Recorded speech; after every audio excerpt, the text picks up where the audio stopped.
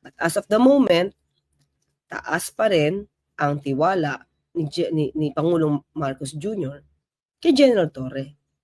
Pero sa isang posisyon na si General Torre lang ang mukhang makakagawa.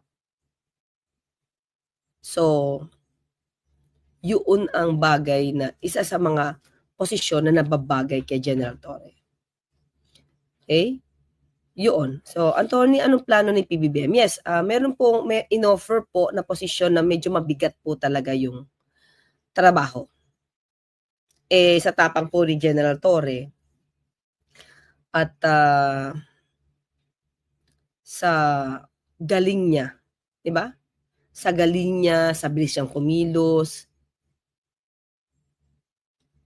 Sa bagay sa kanya yung posisyon na ibibigay ng Pangulo.